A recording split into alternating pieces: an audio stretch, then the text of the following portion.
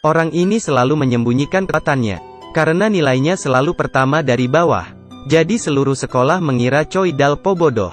Nama panggilannya adalah, semua telur angsa. Tapi hari itu dia tidak berpura-pura bodoh lagi. Dia ingin menunjukkan kekuatannya yang sebenarnya. Tapi kemudian orang banyak menolaknya. Dalpo menjadi lelucon di mata mereka lagi. Sekolah tiba-tiba mengumumkan, untuk memilih siswa terbaik, dan yang akan mewakili sekolah, untuk mengikuti kontes. Kontesnya adalah, siapa yang bisa menjawab paling cepat? Tidak hanya para pemain yang bisa muncul di TV. Mereka juga punya kesempatan, untuk memenangkan hadiah hingga 30 juta won. Jadi, untuk bersaing secara adil, sekolah memberi siswa soal ujian. Materinya berdasarkan pertanyaan-pertanyaan yang telah digunakan oleh program itu. Siswa dengan nilai tertinggi akan tampil dalam kompetisi. Melihat soal ujian, Dalpo membaca sekilas dan terus merangkak di atas meja. Dua siswa yang baik, Ahn Chansu dan Choi In-ha, melakukan tes dengan serius. Dalpo tiba-tiba menjadi serius. Kemudian mengambil pena untuk melakukan tes. Waktu habis. Karena ujiannya cukup sulit, dengan ilmu yang luas. Guru menilai sebentar, tetapi mereka belum melihat hasil yang lebih dari 50 poin. Suddenly, ada seorang guru yang menemukan tes dengan 92 poin. Choi In-ha. Berikutnya adalah Ahn Chansu. Dia mendapat 96 poin. Seorang guru menyarankan agar mereka tidak perlu memeriksa lagi. Kemudian hasil tes dengan 100 poin muncul. Setelah melihat namanya, semua guru terkejut. Tanpa diduga, itu adalah Choi Dalpo. Berita itu menyebar dengan sangat cepat. Tetapi ketika mereka menemukan Choi Dalpo mendapat nilai tertinggi, semua orang memandangnya. Mereka bergosip, meragukan hasil tes. Ahn Chansu juga merasa tidak aman, karena belum lama ini, dia telah memberi Choi In-ha sebuah sepeda, dan berjanji jika dia memiliki kesempatan untuk bergabung dengan kompetisi, dia akan mengaku perasaannya di TV. Setelah mengatakan itu, Ahn Chansu menutup telinganya, dan lari. Tapi saat itu, Choi Dalpo berkesempatan mengikuti kontes. Ahn Chansu tidak menerimanya. Dia menghasut para gadis untuk menyebarkan desas-desus bahwa Choi Dalpo telah menyontek saat ujian. Segera, informasi ini menyebar kemana-mana. Tapi Ahn Chansu tidak berpikir itu cukup. Dia terus menyebarkan berita bahwa Choi Dalpo telah melihat soal ujian sebelumnya. Permasalahannya menjadi semakin ekstrim. Jika rumor itu benar, Choi Dalpo pasti akan dikeluarkan. Semua siswa mulai membicarakannya. Mereka menatap Choi Dalpo dengan mata aneh. Setelah beberapa saat, guru itu mengetahui rumor. Tapi tidak ada bukti yang menguatkan. Tapi dia mengklaim bahwa Dalpo telah menipu, dan membatalkan hasil ujiannya. Jadi, Ahn Chansu dapat bergabung dalam acara tersebut. Dia mengalahkan lawannya. Dia memenangkan hadiah pertama dan memenuhi janjinya. Choi In-ha, aku menyukaimu. Teman sekelas mengikutinya. Ayo bersamanya, ayo bersamanya. Tapi Choi In-ha hanya melihat ke arah Choi Dalpo. Dia ingin membelanya untuk waktu yang lama.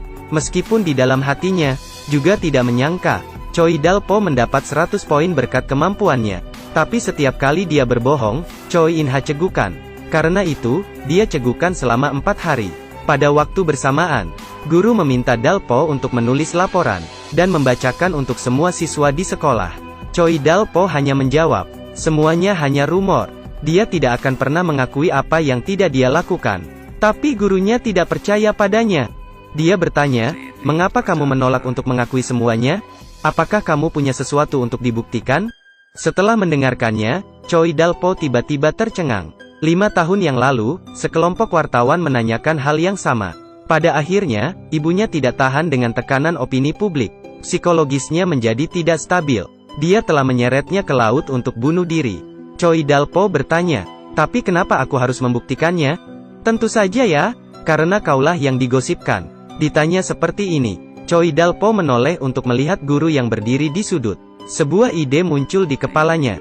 Choi Dalpo memberitahu guru, setelah keluar dari sini, aku akan memberitahu semua orang bahwa kamu dan dia sedang jatuh cinta. Aku telah melihatnya dengan mataku sendiri. Guru telah menikah selama beberapa dekade. Dia tidak bisa berkata apa-apa ketika mendengar Choi Dalpo mengatakan itu.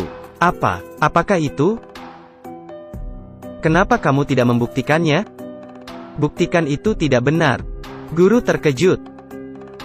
Ketika dia kembali ke kelas, Dalpo melihat Choi In-ha mengambil seteguk besar air.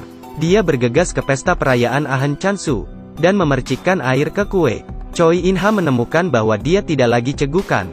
Metode ini memang yang paling efektif. Choi In-ha meminta maaf kepada Ahn Chansu, menolak pernyataan cintanya. Selanjutnya, dia meminta semua orang untuk meminta maaf kepada Choi Dalpo, karena orang-orang ini dengan jahat menyebarkan desas-desus. Meskipun tidak ada bukti, mereka menyakiti Dalpo.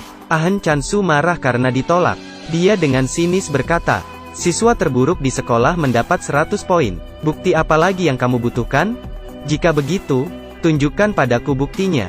Buktikan Choi Dalpo mendapatkan skor tinggi melalui kekuatannya sendiri. Setelah mendengarkan, Choi In-ha langsung menerima dan berbicara pada Ahn Chansu untuk meminta maaf kepada Choi Dalpo dan membagi hadiahnya. Setelah dia memberikan bukti, Ahn Chansu juga setuju.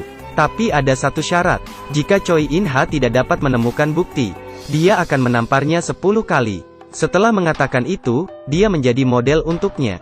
Choi In-ha sangat takut sehingga dia terus cegukan. Dalam perjalanan pulang, Choi In-ha bertanya pada Choi Dalpo, "Apakah kamu mendapatkan 100 poin dalam ujian dengan kemampuan sendiri?" Choi Dalpo hanya menjawab, "Ya," tapi Choi In-ha tidak mengerti mengapa Choi Dalpo harus menyembunyikan kemampuannya, tapi berpura-pura menjadi idiot. Ternyata, kakek Choi Dalpo tidak menderita demensia, tapi gangguan ingatan. Jadi, setiap kali dia menemukan bayi yang dia ambil dari laut, bukan anaknya yang sudah meninggal, bukan Choi Dalpo yang asli, dia pingsan lagi karena gangguan ingatan. Semua orang tahu bahwa putra yang hilang itu memiliki cacat intelektual. Jadi Dalpo berpura-pura bodoh untuk membalas budi. Tapi jika demikian, lalu mengapa dia tiba-tiba menunjukkan bakatnya? Video hari ini berakhir di sini, sampai jumpa lagi.